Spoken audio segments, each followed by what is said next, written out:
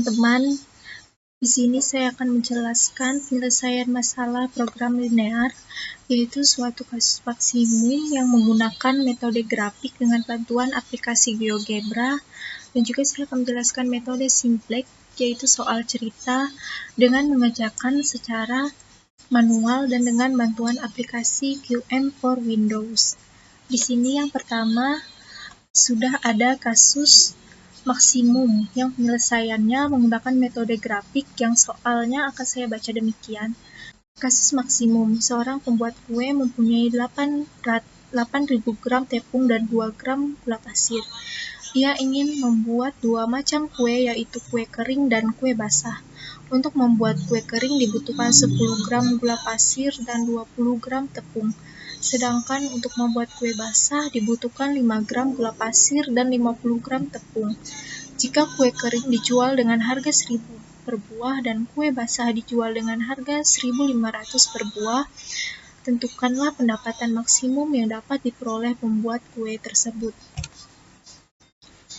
Di sini untuk penyelesaiannya supaya kita lebih mudah untuk mengerjakannya, yaitu misalkan X sama dengan kue kering dan Y sama dengan kue basah. Dan untuk fungsi tujuannya yaitu 1000X plus 1500Y. Dan untuk fungsi kendalanya, yang pertama yaitu 20X plus 50Y kurang dari 8.000 dan 10. Dan kendala yang kedua yaitu 10X plus 5Y kurang dari 2.000 dan X, Y lebih besar daripada 0. Ini untuk tabelnya supaya kita lebih mudah untuk memahaminya. Untuk keterangannya kita masukkan kue kering, kue basah, kendala atau batasan. Untuk tepung yaitu 20 gram untuk kue kering dan kue basah 50 gram. Untuk kendala atau batasannya itu 8.000. Untuk gula pasir yaitu kue keringnya itu 10 gram dan kue basahnya itu yaitu 5 gram. Kendala atau batasannya yaitu 2.000. Dan untuk harga dari kue keringnya yaitu 1.000 dan kue basahnya yaitu 1.500. Baik, langsung saja kita masuk ke aplikasi GeoGebra Classic atau kalian bisa mengaksesnya di web Chrome yaitu GeoGebra Classic. Langsung saja kita masukkan kedua kendala tadi. Yang pertama yaitu 20X plus 50Y sama dengan 8.000. Untuk kendala yang kedua yaitu 10X plus 5Y sama dengan 2.000. Kita pencet enter. Untuk itu selanjutnya kita gabungkan kedua kendala ini yaitu 20X plus 50Y kurang dari 8.000 dan 10X plus 5Y kurang dari 2.000 dan X lebih besar dari 0 dan Y lebih besar daripada 0. Enter. Dapat kita lihat di sini bahwa grafiknya kalau memiliki daerah visible, yaitu di sini daerah visible. Untuk menentukan titik-titik pojok ini, untuk menentukan titik pojoknya kita pergi ke ini, terus kita pilih yang intersect, terus kita pilih garis X dan Y-nya. Langsung muncul untuk titik pojok A yaitu 0,0. Selanjutnya untuk titik B-nya kita pilih garis X-nya dengan garis ini yaitu muncul B yaitu 200,0. Untuk titik perpotongannya kita pilih juga garisnya. Untuk garis perpotongannya ini ditemukan titik pojok yang C yaitu 150,100. Untuk selanjutnya yaitu kita pilih garis yang ini dengan yang ini, akan muncul titik D yaitu titik pojok D yaitu 0,160. Lalu gimana untuk mencari fungsi maksimumnya untuk mendapatkan nilai maksimumnya, yaitu bisa dengan cara yang pertama yaitu f, kita ketik fx, y sama dengan tadi fungsi tujuannya yaitu 1000x plus 1500y. Kita enter, lalu kita pergi ke settingnya, ini spreadsheet. Jadi kita ke spreadsheet. Di sini kita di A kita tulis titik, dan yang di B-nya yaitu kita tulis f x, y. Kita enter, maka dia otomatis akan menjadi fungsi tujuan yang tadi. Nah, untuk titiknya itu, misalnya kita mau yang dari titik A dulu, kita tulis A. Nah, maka dia akan muncul 0,0 dari titik A ini tadi. Terus, ini kita F dalam kurung A. Maka akan muncul pendapatannya itu 0. Selanjutnya untuk yang misalnya kita mau titik B, yaitu muncul 200,0 sama seperti ini tadi, yaitu F dalam kurung B. Maka akan muncul nilai 200.000. Yang selanjutnya yaitu titik C. Kita masukkan F C, yaitu muncul nilai 300.000. Yang terakhir yaitu D, yaitu 0,160 sama seperti ini tadi, F D, maka muncul 240.000. Jadi pendapatan maksimum yang didapatkan oleh pembuat kue itu adalah 300.000 karena kita mencari nilai maksimumnya, sehingga nilai yang paling besar yaitu 300B, 300 dari titik pojok C yaitu 150,100 tadi, sehingga mendapatkan nilai 300.000. Untuk cara yang kedua yaitu kita menggunakan garis selidik. Untuk mencari kondisi yang maksimum, kita tulis fungsi tujuannya tadi yaitu 1000x plus 1500y sama dengan K. Enter, di mana K ini adalah nilai sembarang nilai. Dan kita bisa menskalakan nilai K ini, yaitu kita bisa menentukan batasan, misalkan dari 0 sampai 350.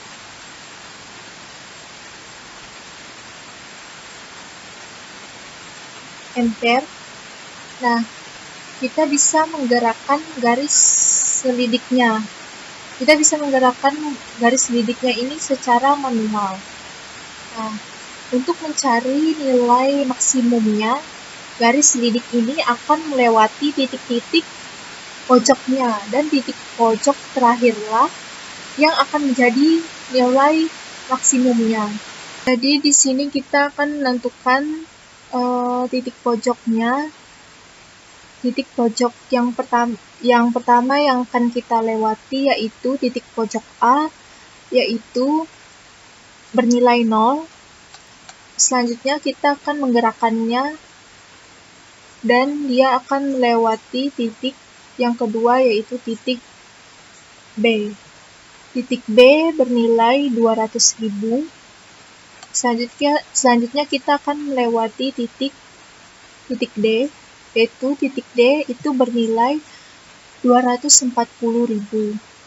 Dan yang terakhir yaitu kita akan melewati titik C, yaitu titik C-nya ini bernilai 300.000. Jadi nilai maksimumnya itu melewati titik pojok C, di mana titik C yaitu 150,100. Nah, kalau di sini nilai K-nya yaitu 300.000. Nah, ini hasilnya tidak jauh berbeda dari cara yang pertama tadi. Atau untuk kita bisa memastikannya, karena sudah diketahui titik C ini adalah titik ekstrimnya, maka kita masukkan ke fungsi tujuannya, yaitu 1000x plus 1500y. Jadi hasilnya yaitu 300.000. Jadi untuk pendapatan maksimum yang diperoleh oleh pembuat kue kering dan kue basah yaitu Rp300.000. Nah, itu dia tadi penjelasan yang pertama ini mengenai masalah program linear menggunakan metode grafik dengan aplikasi GeoGebra.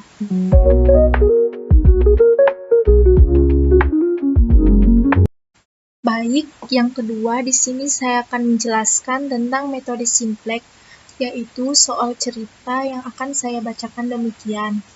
Sebuah pabrik memproduksi 3 jenis produk, yaitu mobil, truk, dan bus. Ketika produk tersebut memerlukan 3 jenis mesin, yaitu mesin X, mobil 1, truk 1, dan bus 2. Mesin Y, mobil 2, truk 3, bus 4, dan mesin Z, mobil 7, truk 6, bus 2. Lalu, keuntungan per unit yang didapatkan masing-masing yaitu mobil 8, truk 9, dan bus 4. Kapasitas waktu operasional masing-masing mesin per hari adalah mesin X yaitu 2 jam, mesin Y yaitu 3 jam, dan mesin Z yaitu 8 jam. Berapa banyak unit produk mobil, truk, dan bus yang harus diproduksi setiap hari agar keuntungan maksimum? Baik, untuk penjelasannya langsung saja. Di sini dari soal cerita tadi untuk kendala yang pertama ini X1 plus X2 plus 2X3 kurang dari 2, dan 2 kendala yang kedua yaitu 2x1 plus 3x2 plus 4x3 kurang dari 3. Dan kendala yang ketiga yaitu 7x1 plus 6x2 plus 2x3 kurang dari 8. Nah, untuk pertidaksamaan kurang dari kita ubah menjadi sama dengan ditambah variabel slack. Begitu juga untuk semua kendala kita ubah juga. Kalau untuk slack 1 ini, slack 2, dan slack 3 ini hanya urutan saja teman-teman, karena kita menambahkan di fungsi kendalanya ini ada variabel slack, jadi di fungsi tujuannya juga kita menambahkan variabel slack-nya. Tapi di sini perlu diingatkan bahwa setiap slack itu dikali dengan 0. Nah, untuk selanjutnya, sehingga fungsi tujuannya menjadi seperti ini. Di sini kita membuat tabel simplex. Di variabel basisnya itu kita masukkan yang ada di fungsi tujuan ini, kita masukkan yaitu X1, X2, X3, slack 1, slack 2, dan slack 3. Lalu, untuk mengisi era di sini, sekitar sini, itu kita masukkan fungsi kendalanya. Nah, untuk baris pertama, yaitu kita masukkan kendala yang pertama, yaitu X1 ini yaitu 1, X2 yaitu 1, dan X3 itu kita ambil yang 2. Lalu untuk S1-nya yaitu 1, dan untuk S2, S3-nya yaitu 0. Nah, begitu juga seterusnya untuk S2 ini dan S3. Nah, jangan lupa bahwa nilai kanan ini, NK ini adalah nilai dari pertambahan fungsi kendalanya. Nah, ini kita masukkan NK ini menjadi NK 2, S1-nya ini juga 3 di sini, dan kendala yang ketiga yaitu 8. Nah, kita bisa lihat variabel basis di sini yaitu berbentuk variabel di sini berbentuk matriks, yaitu matriks yang disebut dengan bentuk matriks yaitu misalnya ini 1 0 0, yang ini 0 1 0, yang ini 0 0 1. Ini namanya variabel basis. Nah, sehingga variabel basisnya ini kita untuk di kolom ini kita isi S1, S2, dan S3. Nah,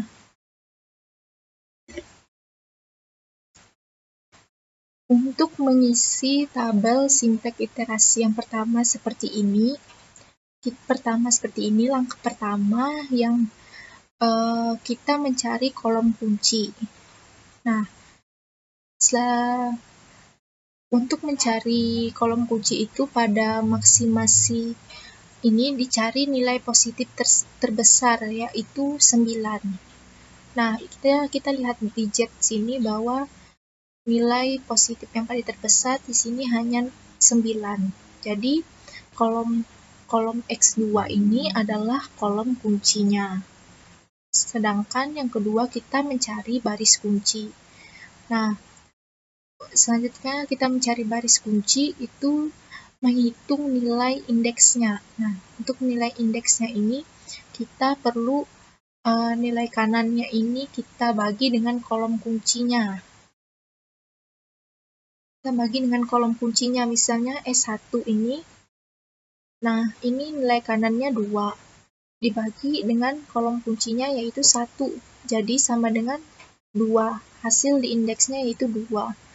Nah, begitu juga dengan S2. Ini 3 dibagi dengan 3 yaitu sama dengan 1. Nah, lanjut di sini yaitu nilai NK-nya yaitu 8.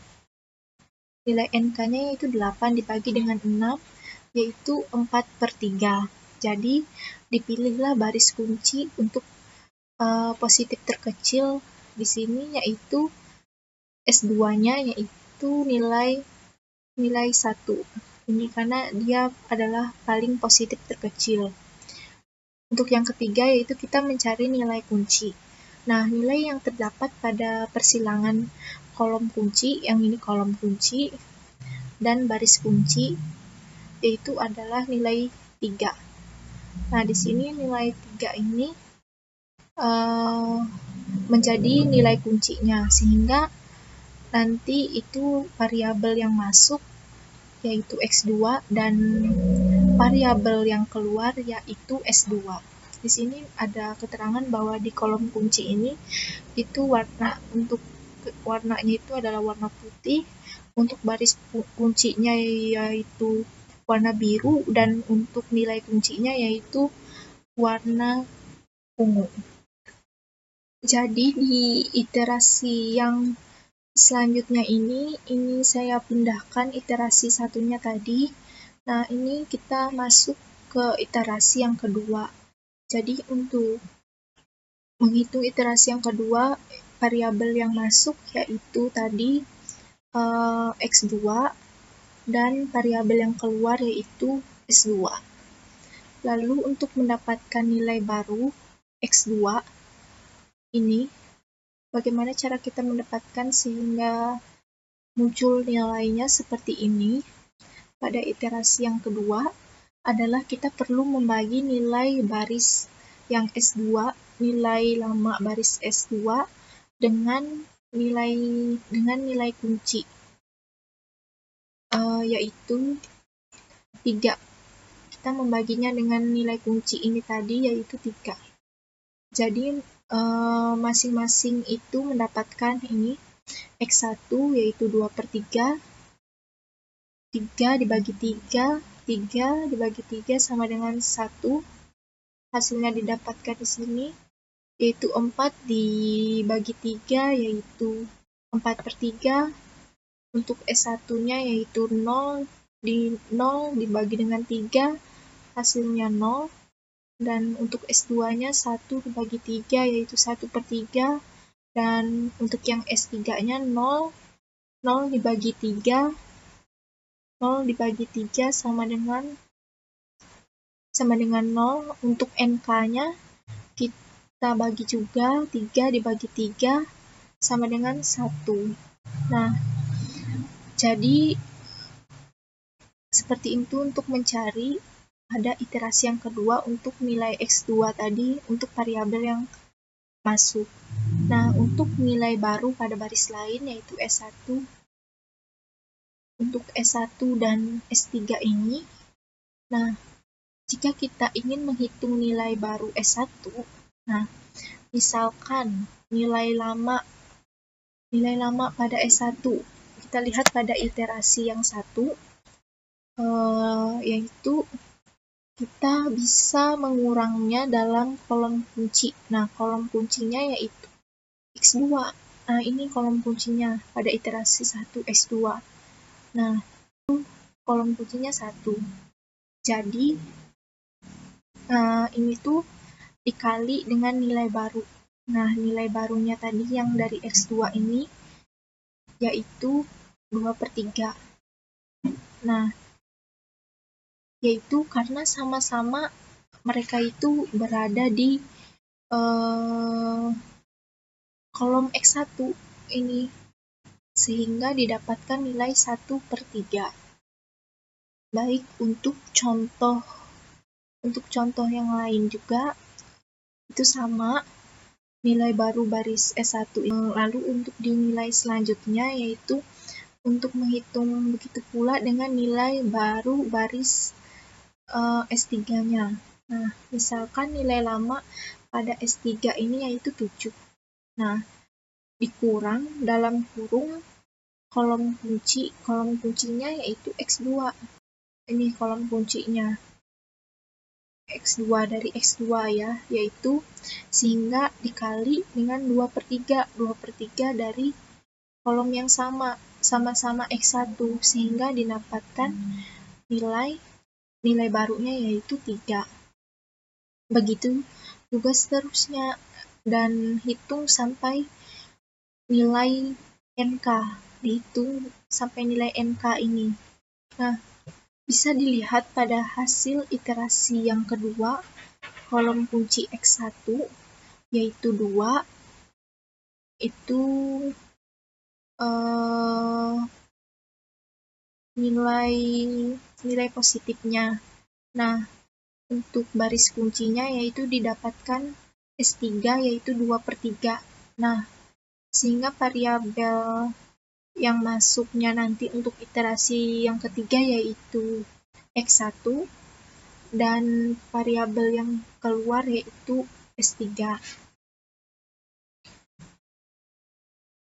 Nah, setelah mendapatkan nilai baru ini dalam iterasi yang kedua, karena pada nilai Z ini itu masih ada yang bernilai positif yaitu 2 atau Z lebih besar daripada 0, sehingga ulangi langkah yang pertama sampai langkah 8 hingga pada kondisi optimal. Kita mencari seperti ini, bisa dihitung sebagai latihan. Untuk mencari iterasi yang ketiga ini bisa kalian lakukan sama seperti tadi.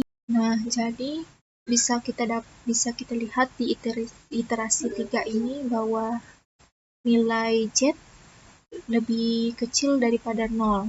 Ini bisa dilihat tidak ada yang bernilai positif, berarti sehingga ini sudah optimal, dan iterasi berhenti. Jadi kesimpulannya yaitu X1 sama dengan 2/3 dan X2 sama dengan 5/9 dan S1 sama dengan 7/9. Baik, tadi kita sudah melakukan mengerjakan metode simplex tadi secara manual. Sekarang kita akan menggunakan QM, aplikasi QM for Windows. Di sini kita masuk, yang pertama itu kita pilih modul. Kita ke linear programming, kita pilih new. Nah, jadi kita pilih tadi yaitu fungsi tujuannya ada 3 dan fungsi kendalanya juga ada 3. Jadi variabelnya ada 3. Kita pilih ini, terus kita tekan OK. Setelah itu muncul, kita masukkan tadi fungsi tujuannya yaitu 8 dan X2-nya 9, X3-nya 4. Untuk constraint untuk X1-nya tadi 1, X2-nya 1, dan ini 2. Setelah itu untuk kendala yang kedua kita masukkan 2, yang ini 3, yang ini 4. Lalu untuk selanjutnya yaitu 7, 6, 2.